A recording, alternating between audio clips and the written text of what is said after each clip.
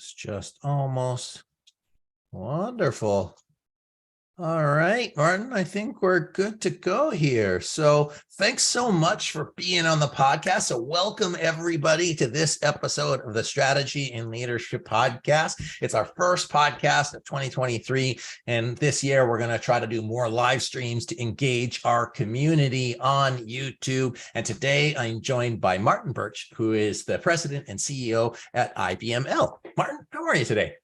I'm doing great, and nice to chat with you today, Anthony. And I feel actually that now I've made it in some strange way, because I have an 8-year-old son who is addicted to these YouTube shows where these crazy teenagers who all somehow seem to live in these amazing big houses with swimming pools and stuff like that, and driving fast, flashy cars.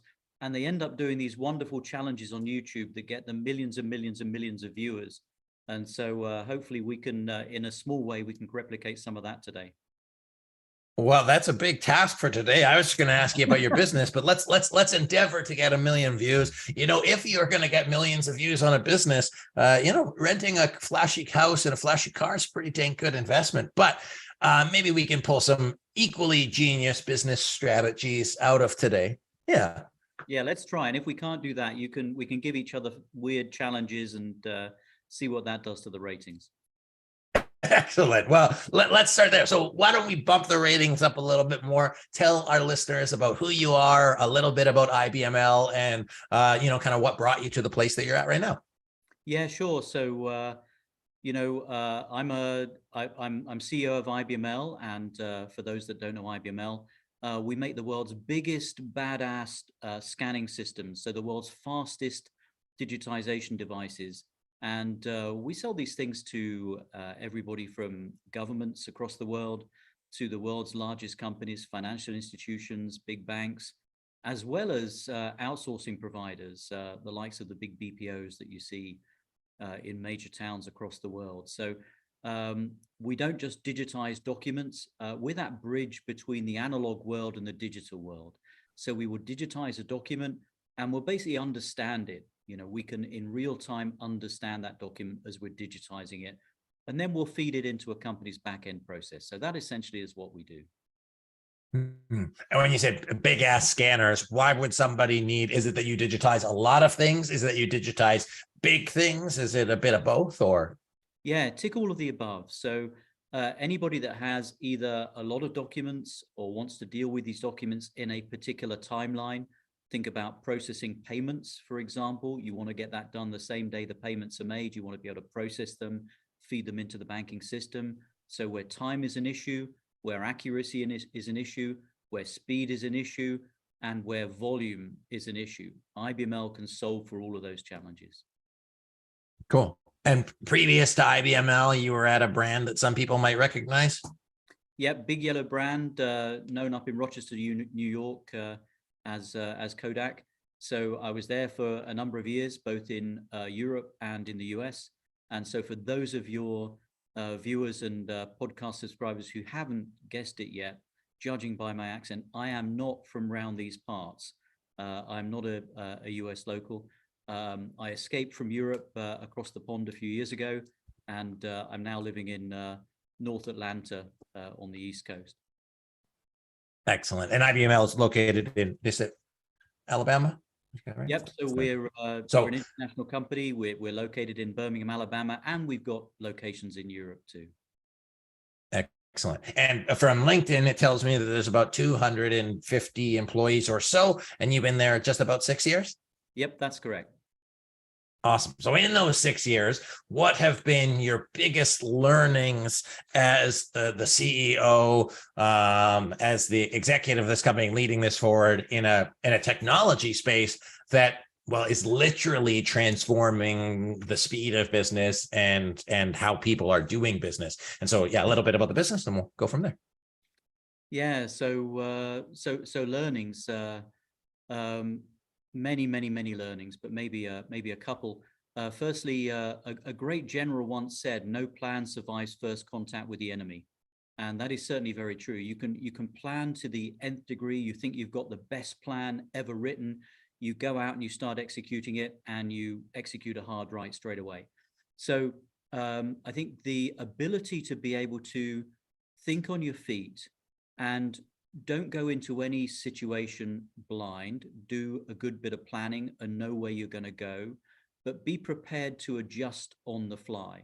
So sometimes it's better to get moving rather than have the best, most perfect plan.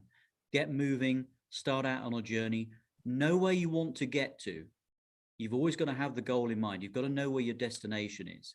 You've got to know where you're trying to get to with this plan, but be prepared that the road is going to deviate on its way. And sometimes you have to go sideways to go forward. Sometimes you may even have to go backwards for a period of time. But as long as you've always got the goal in mind and you know where you're going, you can adjust on the fly and make sure you get there.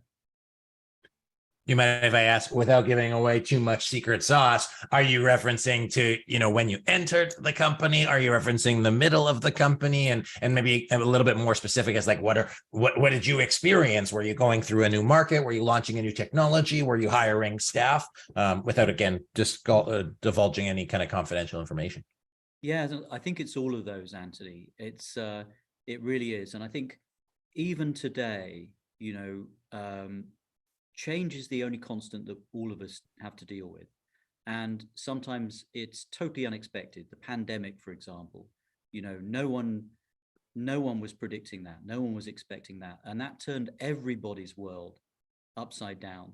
It doesn't matter what industry you're in, whether you're in business to business or whether you're in business to consumer, whatever you're doing, the pandemic threw everybody upside down. So no matter what plan anyone was on, in any business at that moment in time, everybody had to pivot, whether it was a shift from, hey, we all come into the office Monday to Friday, 9 to 5, to, okay, everybody's going to go to hybrid working. Maybe the vast majority of people go to remote working. Those were all things that hadn't been expected, and every company, not just IBML, had to deal with. So I think that's a good example. I think other good examples,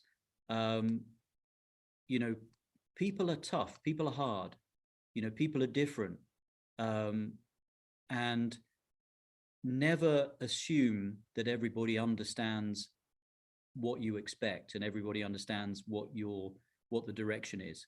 Communicate. You can never have too much communication. And so I think keeping in touch with everybody in the company, being a good listener as well as a good talker is very, very important, because you've always got to know it's very easy to think, hey, we're charging in this direction and everybody's with us, but people get it at different speeds, and people need to be brought along with the direction. You need to always make sure that you don't leave somebody behind, that everybody understands the journey that you're taking them on. So maybe I can ask, as you brought up the pandemic, and I thought that was interesting without getting into there. As I look from markets that we serve and everybody that we worked into, this transformation into digital really happened overnight, where a bank would never allow you to do a insurance application or a loan application digitally. Now everybody, moved to that, like literally overnight, because it was what was accepted and what was needed to move the business forward. Am I incorrect in assuming that had a significant impact on, the need and the timeliness of your business? It did, and it had a positive impact for our business naturally, and so it's kind of accelerated our growth path. But you're absolutely right, and people moved a lot quicker than they would have done normally. So to your point, banks are the most conservative of organizations. They are very, very risk averse, and for them to change their processes is not easy. But a lot of these organizations, banks and governments, went to remote working. And all of a sudden, I think, government departments had argued for years about whether they should be using intranet tools and sharing information remotely, and the security risk and all of that sort of thing. Overnight, they rolled out a whole raft of tools to enable remote working. And so I think that whole pandemic, good always comes from bad situations. And there was a lot of human impact and a lot of human stories from the pandemic, bad ones. Since then, I think a lot of good has come out of it. The shift to more flexibility and the shift for employees and companies to change the way they do things, I think has changed the world forever and has had major impacts on those of us who employ people. We have to embrace that the world has changed and that the way employees want to work has changed. And whereas in the past, pre-pandemic, you could say to someone, okay, your core hours here are from 8 till 4:30, for example, and you're expected to be in the office. If you say that to people today, you might not get a positive reaction. A lot of people got to work remotely. They got to embrace this new world of kind of hybrid work.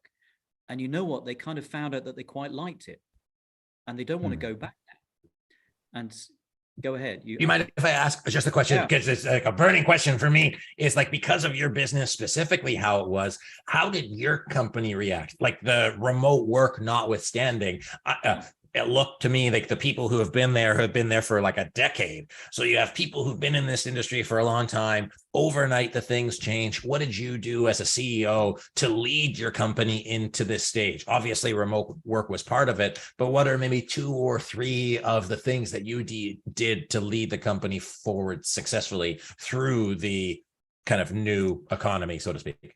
Yeah, sure. And we set ourselves 2 goals at the start of the pandemic. And the 2 goals that we set ourselves was, number 1, keep our employees safe, and number 2, keep them employed.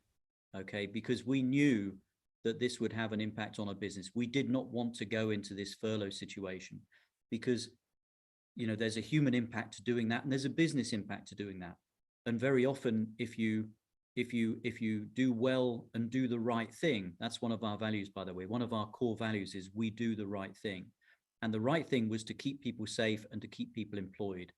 And the keeping people safe bit was this shift to where we could have people remotely working or separated with some sort of margin for error.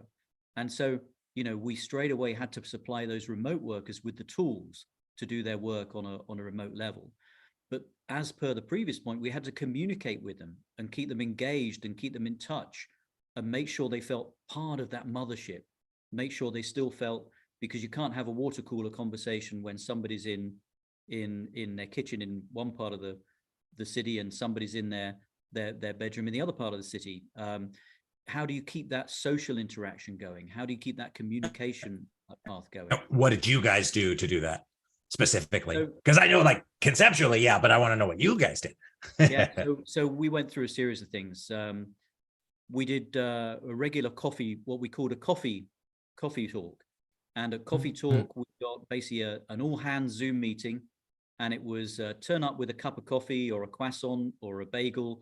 And we would just chat for 30 minutes. And so for 30 minutes, we would give a quick state of the nation company update, where we were, what we were doing, anything that was important of note. And we would keep it fairly high level, but we would also try and keep it human. So if someone had had a landmark birthday, or someone had had a new baby, or something had happened in somebody's life, we'd publicize that too. So we'd keep in touch with the team wherever they may be. And that was a good way of doing it, because that was quite of an informal thing. And then we had some more formal pieces on top. We did a monthly newsletter that kind of kept people in touch with that. And then we built a cadence of departmental meetings and intra-departmental meetings, where we had collaboration groups who would kind of communicate on a regular basis, weekly, to kind of keep checked in and ensure that everything was kind of kept moving forward. Cool. Are you still doing those now that it's quasi-hybrid, quasi-in-person?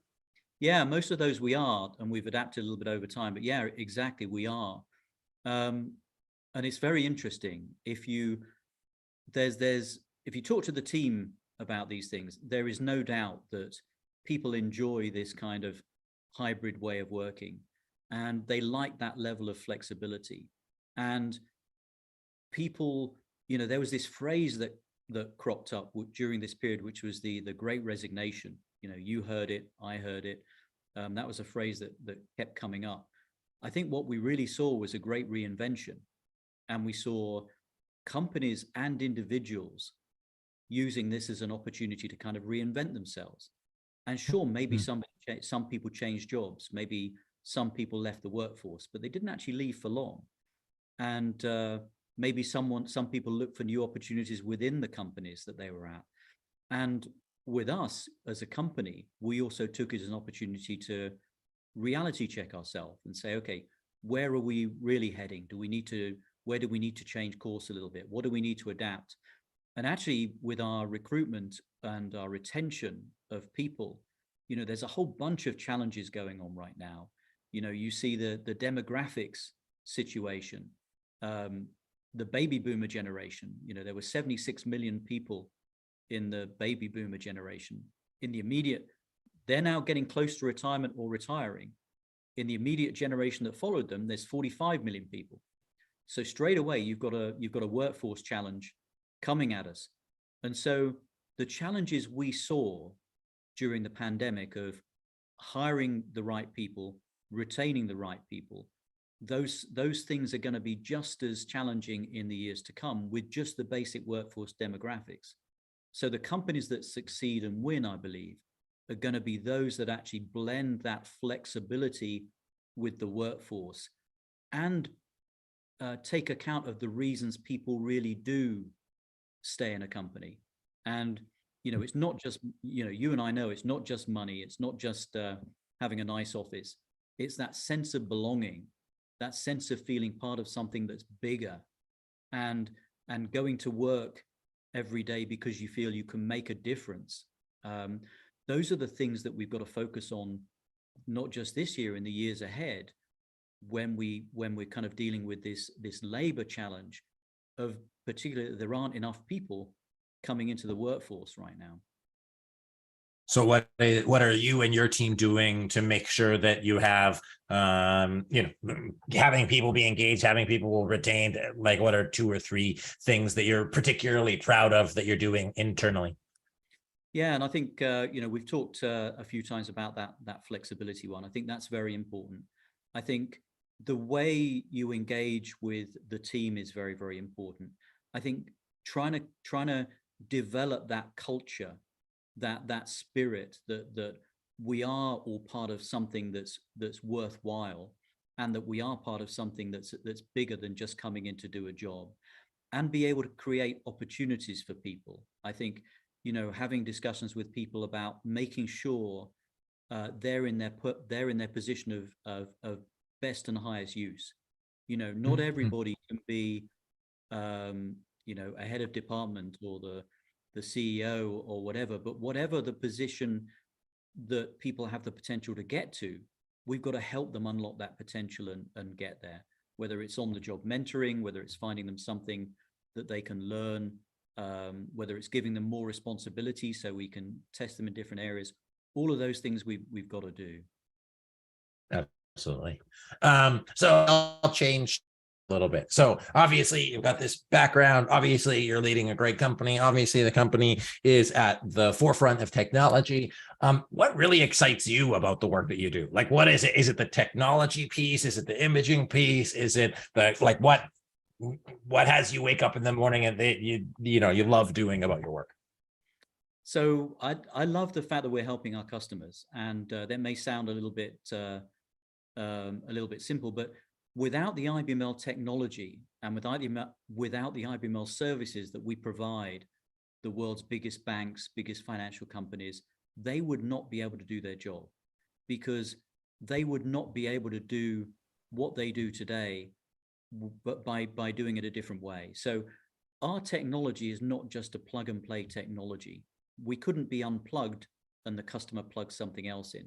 So I get a real buzz out of knowing that in multiple companies, in multiple industries, IBML actually makes a difference to their work.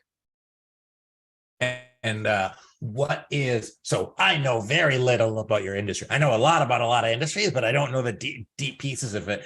what's like next? Like, what is the future of either digital imaging, of image capture? Like, what are the trends that you're thinking about as a CEO? Are you saying, hey, I need to be, again, without giving away your own strategy, what are some of the things that you see on the forefront of technology in this space and for your customers? Yeah. So I think number one, digital transformation is now table stakes. Every single company in the world is interested in digital transformation, and they need to be interested in it because it's key for their business. And I think what we see now is this emergence of multiple workflows, meaning you can have paper coming into a workflow. So if we think about a basic, very simple task of processing an invoice, when an invoice arrives into Anthony Taylor Inc., on that invoice could arrive in your company in paper format. It could arrive in an email format, as a PDF attached to an email. It could arrive via a fax. Believe it or not, some people still use faxes. There's multiple ways that invoice could arrive into your company. And IBML has the technology to combine all of those input streams into one process to make sure that invoice can get paid efficiently in the system. And so, we make it efficient, we save time, we combine all of those different streams of input into one, and we make sure that invoice gets paid promptly and effectively, so that the vendor is happy too. So we work for the benefit of the client and, of course, the client's vendors. I find that interesting. I'm doing a webinar for an IT company talking about resiliency and innovation. And I look at the image behind you, the globe, and all of those nodes, for lack of a better word. And it looks at like the interdependencies. Like, there's all of this technology happening. There's all of this speed happening. There's all of these processes happening where everybody like puts them together, and the ability to, call it, intertwine all of those things into a seamless flow versus having, a dozen or 20 different disparate systems. And the people side of that, I from what I hear, it's, that's the intersection of what you're doing as people move faster, as there's more data points, as there's more information that needs to be connected, collated, sorted. Just being able to manage that in itself is challenging, and your organization and you as a company, are helping do that. But that's what I hear is one of the big challenges facing folks right now. Do you agree? Yeah, that's exactly right. And companies get this information coming at them from multiple different sources and incredibly fast. And so we have 30 years of experience of actually working with different companies with disparate systems, with different back-end processes, and basically, to your point, connecting it all together and making it work better. Awesome. Unfortunately, we are coming close to our time. I know we had some technical difficulties to start off with. My last question in closing, Martin, is, what is a lesson that you learned in your career that like really shapes how you do leadership today? Maybe it was in one of your first jobs, maybe it's in the middle, maybe it's 2 weeks ago. What was a big aha moment for you that really was like, oh, okay, that was formative and really drives how you make decisions and how you lead people?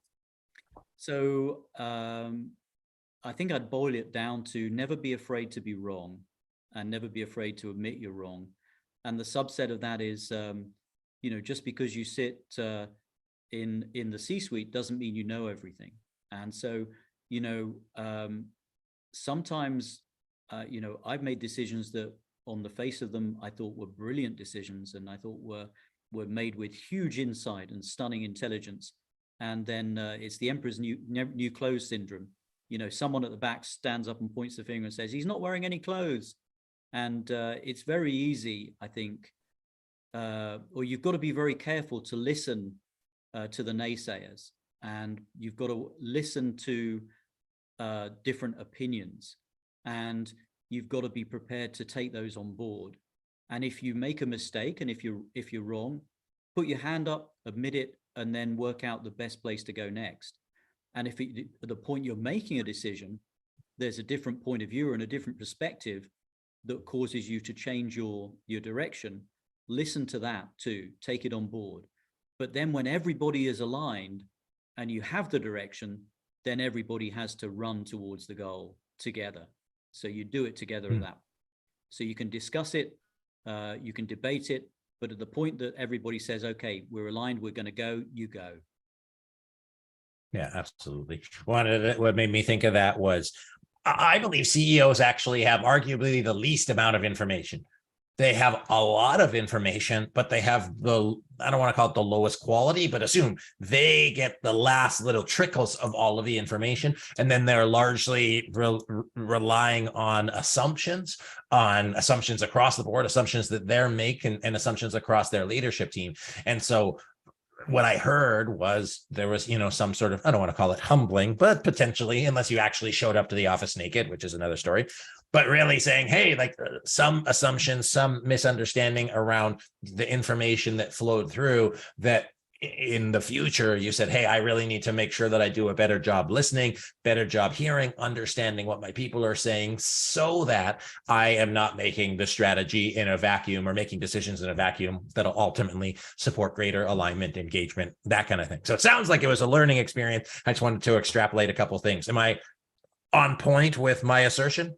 Yeah, I think bang on. And I think you've always got to make sure you listen to the smart people.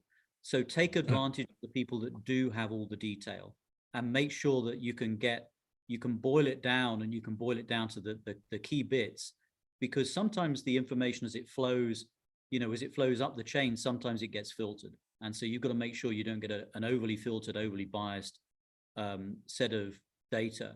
And to your point, data rules. You've got to be working with good data to be able to make good decisions. Absolutely. One kind of soundbite that I like to think of is that as the island of my intelligence grows, so do the shores of my ignorance. So, there's a lot more that I don't know than I do know. And I think that's a perpetual challenge for CEOs. But Martin, I wish you and your company nothing but the best. I think it'll be really interesting to see what happens in the future of this technology, and whatever next version 3 of that is. So, Martin, thanks for being here. I appreciate the chat. Where can people learn more about IBML? So IBML.com, go to our website. Anybody is very welcome to engage with me on LinkedIn. And, Martin Birch, LinkedIn, you'll find me there. Martin Birch, IBML, IBML.com, great place to start. Excellent. Folks, my guest today has been Martin Birch, who is the CEO and president of IBML. One of the key takeaways they learned from Martin today is really just the importance of communication. Coming out of the past couple of years, there have been so many things that have changed. Processes have changed. Communication processes have changed. There's going to be some that you've put in place that have stuck and have been great. There might be others that are still needed. So really look at the leadership and the management of how you do your strategy and help move that forward. And of course, if you're looking for a partner to support you with those structures, you can reach out to SME Strategy. So thanks, Martin. It's been a pleasure. And I hope everybody enjoys the rest of the day, enjoys the rest of the year. And thanks for watching today.